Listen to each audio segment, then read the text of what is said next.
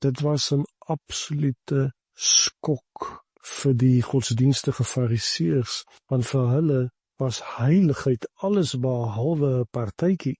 En hier beskryf Jesus 'n fees met onbeheerbare vreugde en blydskap. Ons moet verstaan, God, ons Abba, is nie 'n streng regter nie, altyd op die punt om geïrriteerd en vererg te wees. Nee, hy is Abba, lachend, dansend van vreugde, dat ons tuis is. En hy nooi ons om saam met hom in die lig op te spring. Petrus noem dit onuitspreeklike vreugde, vol van heerlikheid. Die seun was vasgevang in hierdie blydskap. Vir hom het dit nie net gegaan oor dankbaarheid en vreugde dat hy weer by die huis is nie, op so 'n manier soos wat hy nog nooit gedroom het nie. Hy was bly en dankbaar oor sy vader se vreugde en blydskap, want sy pa was vervuld. Die vreugde van die pa weer was om te kyk na sy seun en nou te weet hy is weer tuis. Al die musiek, al die gedans, al die feeslikheid kon nie beskryf wat regtig in sy hart aangaan nie. Sy seun wat nou rustig en met veiligheid en sekerheid hier langs hom sit, is gereflekteer in die verhelderende glimlag en lag op die vader se gesig. Die gesig van die vader en die gesig van die seun wat skyn van vreugde en spreek van 'n nuwe begin, van nuwe lewe. Echo ook in die psalms. Ons lees in Psalm 126 vers 1 tot 4. Toe die Here die lot van Sion verander het, was ons soos mense wat droom. Daarna is ons monde met lag gevul, ons tonge met jubelkrete. Toe is onder die nasies gesê, die Here het iets groots gedoen aan hierdie mense. Die Here het iets groots aan ons gedoen. Ons was verheug. Ook lees ons in Psalm 30 vers 12 en 13. U het my rouklag in 'n koordans verander, my rouklere uitgetrek en my met vreugde omgord, sodat my hele wese u kan besing en nie stil bly nie. Here my God, ek sal u vir altyd prys. Die seun het ontdek dat sy vader nooit geraak is of geaffekteer is deur die armoede en die hongersnood wat die ver land getref het nie. Sy pa het nie uit geld gehardloop nie, selfs toe hy die jongseun se erfdeel vir hom gegee het. En nou nog steeds omgord die pa sy seun met sy welvarendheid. Godsdiens leer ons dat om heilig te wees is om kruiperig te wees, om selfvernederend te wees. Maar Jesus definieer verhouding met God as uitermate blydskap en vreugde en oorvloed, beklee in guns en omring deur seën. En hierdie fees was nie maar net 'n eenmalige gebeurtenis langs die pad en agterna gaan die pa en seun weer op hulle eie weë nie. Hierdie gebeurtenis is slegs die begin van 'n verhouding, waar die vader die seun weer verwelkom in sy huis en hom eer en sy lewe vier. En Jesus wys uit dat hulle vrolik geword het, met geen verwysing dat hierdie partytjie gou gestop het nie. En ek wil hê jy moet hoor dat die lewe wat Jesus vir ons gee, ons moenie daaroor dink as 'n geïsoleerde gebeure waarin beslissing of 'n besluit gemaak is nie en dit bepaal daarom nou wat met jou gaan gebeur as jy doodgaan nie. Nee, die oomblik, die gebeure waar jy die liefde van God ontdek, smaak, ontmoet, beleef, is slegs die deur na 'n nuwe verhouding met God. Dit is 'n radikale nuwe manier van lewe. Dit is 'n nuwe dimensie van lewe, waarin ons onsself vestig en waarin ons nou lewe in hierdie wêreld. Jesus beklemtoon hierdie feit as hy ons verhouding met hom beskryf as om in hom te bly, en hy in ons, en hy wat woning maak in ons, hy wat homself vestig. Daar's 'n verbintenis, daar's 'n eenheid, daar's 'n verbondenheid. Dit is 'n nuwe manier van lewe wat belyn is met die Vader en die Seun, in en deur wie ons lewe hier op aarde. En die Heilige Gees is ons onderwyser, ons begeleier, ons afrigter, om meer en meer bewus te raak van wie ons alreeds is in Christus, en verder te lei om natuurlik die waardes te leef van die huis van die Vader. Hierdie God wat vir ons so lief is nie net 'n algemene gaafheid wat oor ons glimlag nie. Nee, God liefde is 'n sterk en doelgerigte liefde, wat nie sal rus alvorens ons gekom het tot die volle kennis en deelname in ons verhouding met Vader, Seun en Heilige Gees nie. Dit is waarvoor ons gemaak is.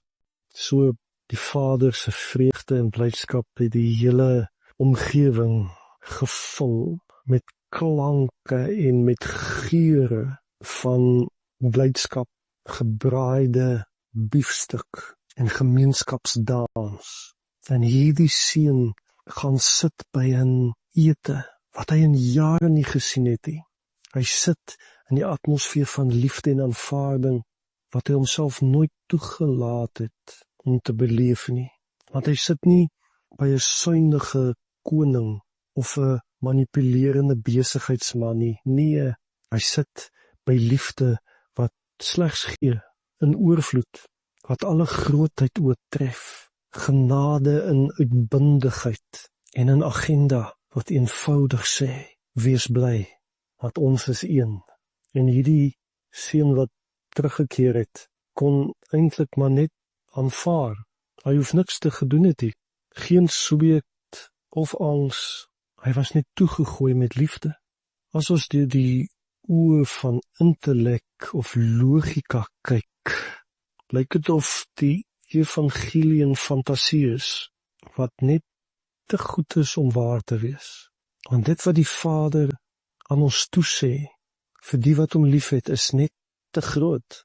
Maar dit is 'n lewe wat die Heilige Gees nou moet begin om vir ons meer te verlig, om ons hierin te begelei. Jesus het 'n hele paar keer die koninkryk van God geskets as 'n fees. Geleer dat die koninkryk van God is vreugde. Die vreugde wat die Heilige Gees jou toedeel as jy besef hoe geliefd jy werklik is. Hulle het begin feesvier, en die partytjie, die feesvieringe, is 'n toonbeeld van die reis van hulle lewe saam. Hierdie blydskap, hierdie feesviering, sou die verhouding tussen pa en seun vir jare definieer as hulle saam gewerk het op die plaas. Die woord wat deur die skrifte heen die verhouding van liefde tussen ons en Vader beskryf, is geregtigheid. Die woord geregtigheid beskryf die uitleef van die regte verhouding van verbondsliefde.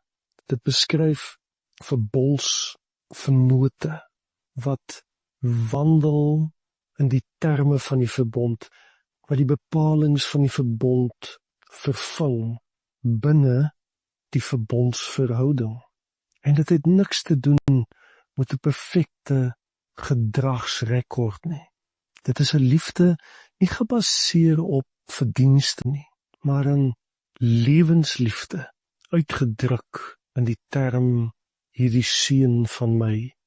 Dit is ook baie belangrik om daarop te let dat die Vader nie belang gestel het in 'n rapport, 'n verslag van die seun se vorige lewe nie. Hy het nie 'n belydenis van sonde gesoek nie. Al wat hy wou hê, was dat die seun sou vertrou in sy liefde en in verhouding met hom sou tree. Dit is geregtigheid. Hierdie storie gaan nie oor 'n seun wat sy pa kom oorreed het om hom nog 'n kans te gee en dat hy 'n beter lewe sal leef en homself sal regryk nie. Hierdie is 'n storie van 'n pa wat sy seun oortuig dat hy 'n geliefde seun is, dat hy aanvaar word en dat hy opgestaan het in 'n verhouding wat van die begin af Vader se bedoeling en hart was. Ek lees vir jou Lukas 15 vers 25 en 26. Die oudste seun was in die veld en toe hy terugkeer en naby die huis kom, hoor hy musiek en 'n gedans. Hy roep toe een van die dienaars en verneem by hom wat aan die gang is. Daar was iets anders aan het gebeur in die nabye omgewing van musiek, dans en die viering van die verlange na liefde wat vervul is. Die ouer broer, na 'n dag van harde werk op die plaas, was op pad terug huis toe. En hy het net uitgesien na 'n lekker warm bad, goeie kos en 'n bed, want môre is daar weer baie werk om te doen. Maar soos hy nader aan die huis kom, hoor hy musiek, hoor hy mense wat lag. Hy ruik gebraaide steak. Soos wat hy nader staan, sien die broer een van die altyd teenwoordige kinders van die dorpie. Dit is 'n beter vertaling van die woord dienaars. Roep hom nader en eis inligting oor wat aan die gang is. Die woord wat Jesus hier gebruik, wat ons maar net maklik verbylees, hy roep toe een van die dienaars, spreek boekdele, want die woord beskryf iemand wat uit die hoogte uit afpraat na 'n mindere wat weet dat hy deel van die eienaars is van die plaas. Dit is die eerste keer wat ons hierdie man ontmoet, hierdie ouer broer. En hy is nie so nice ou nie. Die dienaar antwoord hom toe en sê, jou broer het teruggekom en jou pa het die vetgemaakte kalf geslag omdat hy hom gesond teruggekry het. En dan sê die 28ste vers, hy het briesend kwaad geword en wou nie ingaan nie. Die dienaar het 'n kort en bondige antwoord gegee oor alles wat intussen hier op die plaas en die omgewing plaasgevind het. In 'n kort sin, maar dit was ook gelaai met opgewondenheid. Want dit sê, jou pa het die vetgemaakte kalf geslag omdat hy hom gesond teruggekry het. Hierdie uitdrukking beteken op die oppervlakte dat hy in 'n goeie, gesonde toestand teruggekeer het. Maar die uitdrukking in die oorspronklike taal verwys na baie meer as net fisiese gesondheid. Die woord in die Hebreëse taal van die Ou Testament is shalom, wat beteken harmonie, heelheid van 'n persoon, ook met ander. En in hierdie geval beteken dit dat die seun teruggekeer het in 'n harmonieuse, heel gesonde verhouding met sy pa. En hy was weer versoen met sy pa. Shalom, soos jy seker weet, is 'n manier wat die Jode mekaar gegroet het en nog steeds. En dit beteken, mag jy vrede geniet, mag jy harmonie en sterkte in jou hele persoon en in jou wandel met die Here geniet. En mag jou verhouding en eenheid met God slegs versterk. Hierdie paar woorde wat hierdie dorpskind gebruik teenoor die ouer seun, was al wat hy nodig gehad het.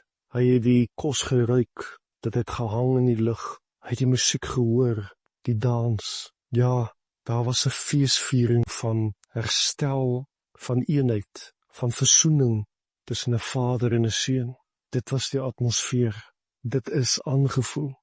En hy het die onbeheerbare vreugde en blydskap van 'n verbond maaltyd gehoor, waar die heerlikste kos en drank was, en uitbundige blydskap.